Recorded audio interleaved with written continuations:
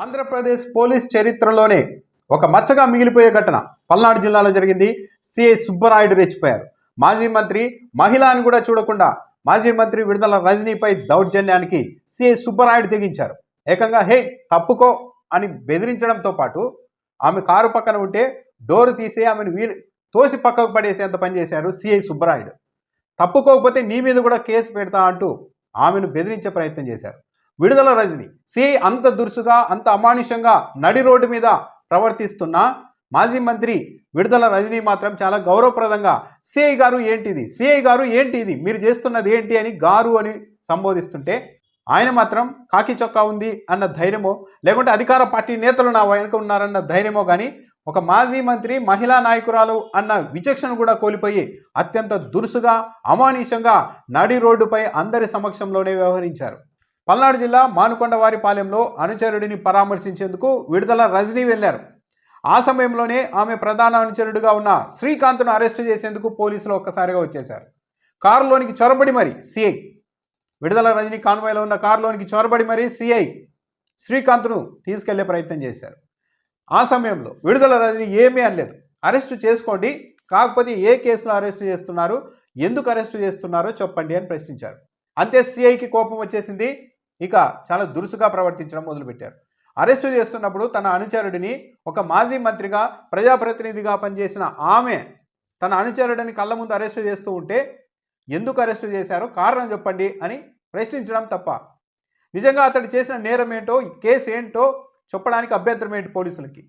వాటన్నిటికీ ఏమీ సమాధానం చెప్పకుండా తప్పుకోకపోతే నీ మీద కూడా కేసు పెడతాను అన్నట్టుగా ఒక మాజీ మంత్రి మహిళ పట్ల అత్యంత దురుసుగా ఆమె పదే సిఐ గారు మీరు చేస్తున్నది ఏంటి అని ఆవేదన చెందుతున్నా కూడా ఏమాత్రం లెక్క చేయకుండా విజువల్స్లో స్పష్టంగా కనపడుతోంది.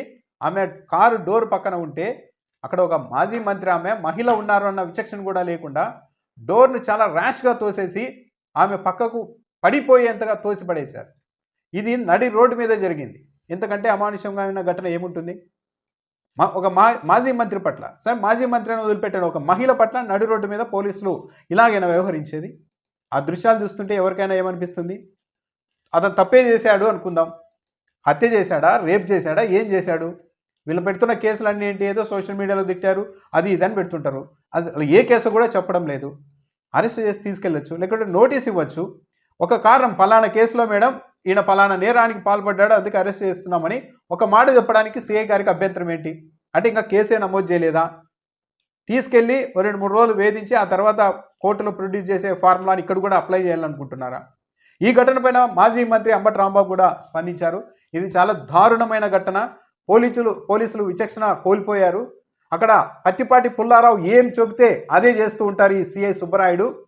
పత్తిపాటి పుల్లారావు సిఐని సుబ్బరాయుడిని తెచ్చుకున్నారు. ఈయన పని అంతా వైసీపీ నాయకుల్ని వేధించడం, కేసులు పెట్టడం, అరెస్టులు చేయడం, ఇదే పని.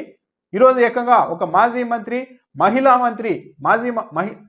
మాజీ మంత్రి అని కూడా చూడకుండా విడుదల రజనీ పట్ల నడి రోడ్డు మీద అంత అమానుషంగా వ్యవహరించారు. వీళ్ళంతా భవిష్యత్తులో తగిన మూల్యం అయితే చెల్లించుకొని తీరుతారని కూడా అంబటి రాంబాబు వార్నింగ్ ఇచ్చారు. సో కారణాలు ఏమైనా కావచ్చు కానీ ఇది పోలీసులకి, పోలీసు వ్యవస్థకే మచ్చ తెచ్చే వ్యవహారం. ఒక మాజీ మంత్రి మహిళ పట్ల కొద్దిగన్నా సానుకూలంగా స్పందించాలి కదా. కొద్దిగా ఆమె అడిగారు ఎందుకు అరెస్ట్ చేస్తున్నారని, దానికే సీఐకి అంత కోపం రావడం ఏంటి? ఆమెను తోసి పడేసినంత పని చేయడం ఏంటి? అంత జరుగుతున్నా, అంతగా అవమానిస్తున్నా ఆమె సిఐ గారు ఏంటిది అంటున్నా కూడా నీ మీద కూడా కేసు పెట్టేస్తామని ఒక సిఐ నడు రోడ్డు మీద బెదిరిస్తూ ఉన్నారంటే ఏమనాలి? నిజంగానే ఆమె కావచ్చు, ఆమె అనుచరులు కావచ్చు, పోలీసులకే అడ్డుపడితే కేసు నమోదు చేయొచ్చు, నోటీసులు ఇచ్చి రప్పించవచ్చు. కానీ ఏం మర్డర్లు చేసినట్లు, ఏదో దేశద్రోహాలు చేసినట్టు అంత దారుణంగా ఎందుకు పోలీసు వ్యవస్థ ఇలా వ్యవహరిస్తోంది?